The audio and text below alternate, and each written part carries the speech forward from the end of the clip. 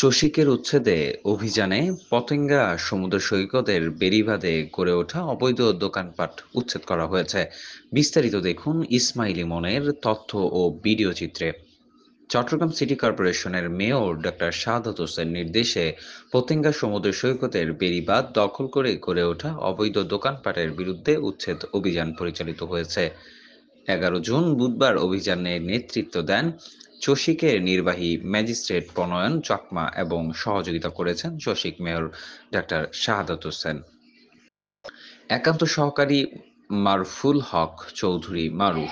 অভিযানটি চট্টগ্রামের পতেঙ্গা থানার ওসি ও পুলিশের একটি টিমের সহযোগিতায় পরিচালিত হয়েছে। সৈকতের আশেপাশে বেড়িবাঁধের জায়গায় দখল করে স্থাপিত দোকানগুলো দীর্ঘদিন ধরে জনসাধারণের চলাচলে বিঘ্ন সৃষ্টি করেছিল।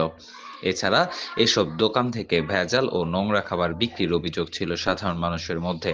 ফলে সৈকতের সৌন্দর্য এবং দর্শনার্থীদের স্বাচ্ছন্দ্য নষ্ট হচ্ছিল। চসিক সূত্রে জানায়, এখনো পরিবার নিয়ে ঘুরতে আসা লোকজনের জন্য কোনো পর্যাপ্ত খোলামেলা স্থান থাকছিল না।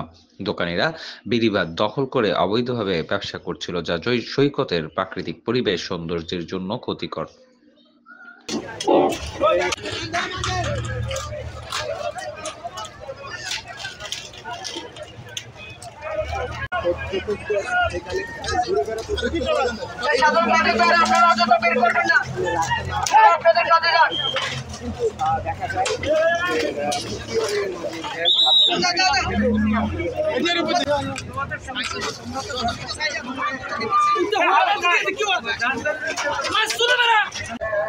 চট্টগ্রাম সিটি কর্পোরেশনের সূত্র জানিয়েছে, সৈকতের সৌন্দর্য রক্ষা এবং জনসাধারণের চলাচলের পথ উন্মুক্ত রাখতে ভবিষ্যতেও এমন অভিযান অব্যাহত থাকবে।